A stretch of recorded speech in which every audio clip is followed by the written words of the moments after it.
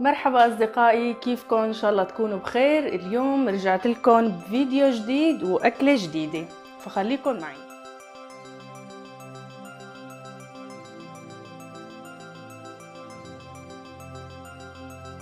أكيد عرفتوا أكلتنا شو هي. عندي عجين، عندي هون صدر دجاج، وعندي هون لحمة ناعمة. أنا جهزت الحشوتين وجهزت العجينة. بكتب لكم المقادير وكل هالقصص بالصندوق الوصف. فأكلتنا لليوم هي سمبوسك أو فطاير أو شامبوراك. المهم أكلة طيبة وشوي جديدة، كانت أمي تعمل لنا إياها وقت كنا صغار. فخليكن معنا ومشان تشوفوا الوصفة. وراح نبلش سوا بالوصفة. أول شي راح أعجن العجينة مرة تانية لحتى بلش فيها. طبعا أنا عجنتها وتركتها تقريبا فترة منيحة لحتى تختمر. عجينتي جاهزة مثل ما انكم شايفين. رح اخذ قطعة صغيرة مشان نبلش بأول فطيرة أو سمبوسكة. رح اخذ هون شوية طحين،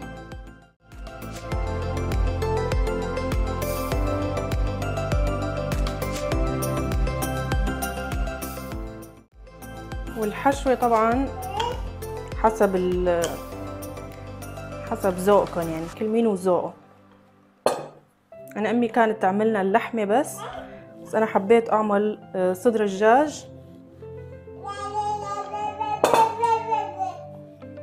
منرق العجينة بحيث ما تكون سميكة ولا تكون رقيقة، هيك بكفي.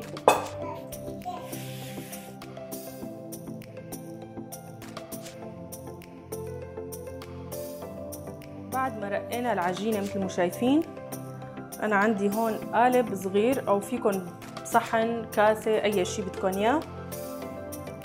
تحددوا الدوائر أو الحجم اللي بدكن إياه.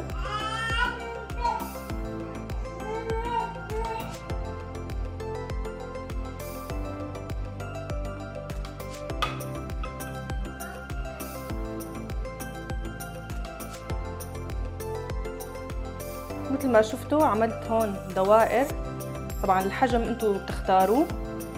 وهون رح بلش عندي اللحمة.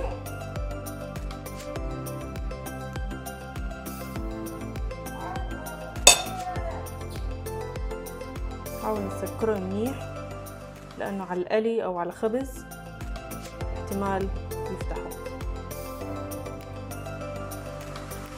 انا ما استخدمت القالب لانه ما بيسكر العجينة منيح. حاعمل وحدة هيك وحدة هيك.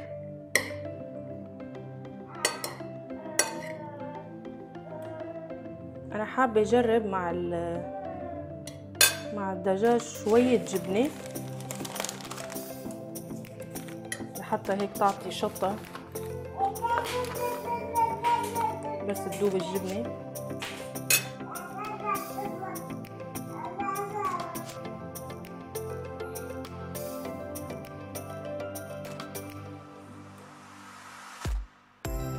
مثل ما شايفين هون.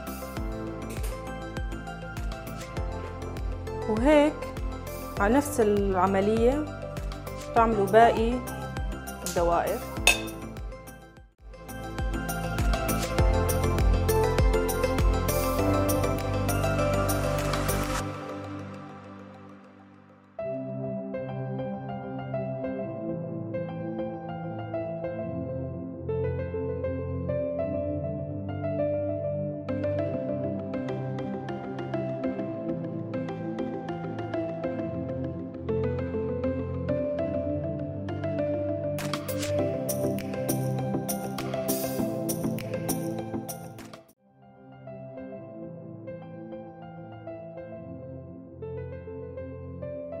أصدقائي، وبنفس الطريقة عملت رقيت العجينة وعملت هدول الدوائر وفي شغلة كتير ظريفة كانت أمي وستي الله يرحمها تعملها، إنه بس تعمل العجينة سواء كبة فطاير هالقصص، كانت رح أفرجيكم شو كانت تعمل. فكانت تحط اللحمة، بعدين تقول الشخص المحظوظ، كانت هن طبعا يحطوا مصاري ليرة وهالقصص، بس بما انه انا عندي طفلة فبخاف انه تبلعها، راح احط قطعة هدول السكاكر، هدول شو اسمهم، المهم سكاكر، احتمال تدوب كمان ما بعرف، المهم شغلة ظريفة مسلية. راح احط تنتين نشوف مين فينا محظوظ.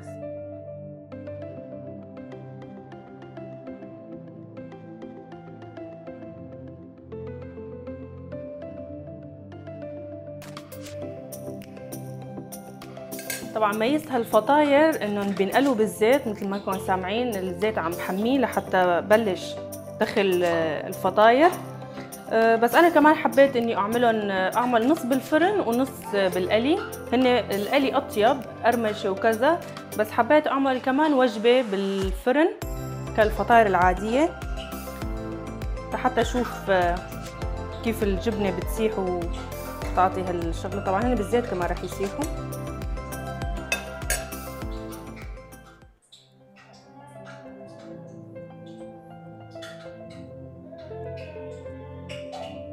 مثل ما عم تشوفوا عم سكرهم منيح لحتى وقت اللي ينخبزوا او ينقلوا ما تطلع اللحمه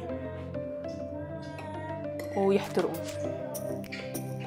نفس العمليه مثل ما انكم شايفين، انا عامله شوي كميه ماشي حالها.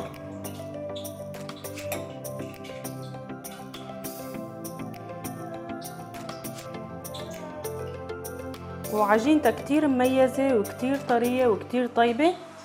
اللي بيحب يعمل نفس العجينة أو هالأكلة رح حط كل المقادير بصندوق الوصف، وبتمنى أنكم تساووه. خلونا هلأ نبلش بمرحلة القلي، تفضلوا معي.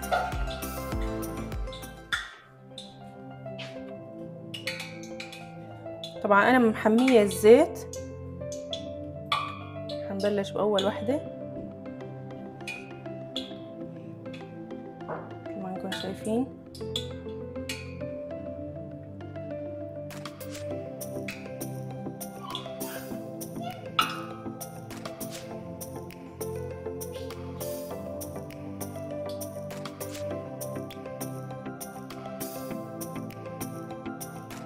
وهون جهزت انا صينية الفرن، راح عشان استغل الوقت وخلص بسرعة كمان فيكم تعملوا هيك وجبة بالفرن والثانية بالقلي.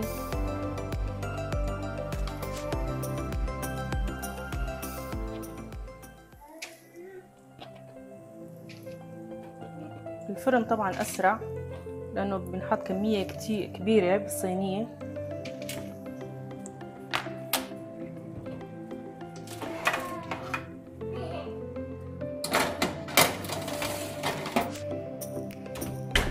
هون رح كمل الباقي.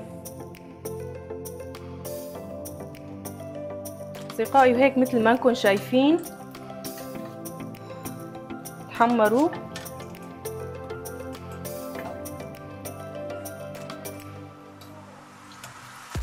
ومثل ما شفتوا كبستهم منيح، فما لا طلعت الحشوة ولا عذبوني. وفي ملاحظة كتير مهمة كمان، انه لا تكتروا خميرة بالعجينة مشان ما تنفش كتير، بعدين اجباري رح تفتح العجينة معكم وقت القلي وقت الخبز. وهيك نكون خلصنا الوجبة الأولى، وتقريبا وجبة الفرن شبه خالصة. خلونا نشوف اللي بالفرن كمان. حط الزيت على جنب. كمان اللي بالفرن جاهزين رح نطالعهم.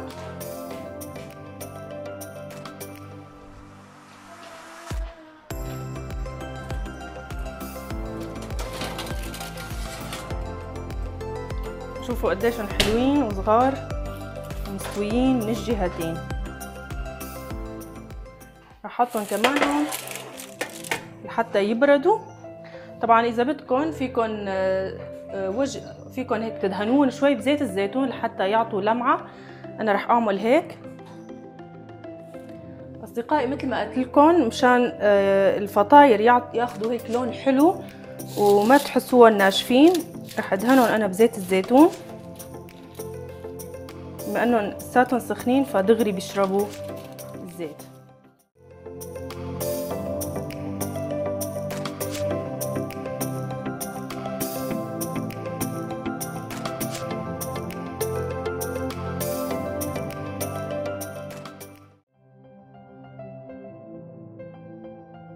أصدقائي وهيك وصلنا لآخر مرحلة بعد الخبز بالفرن وهون القلي بالزيت.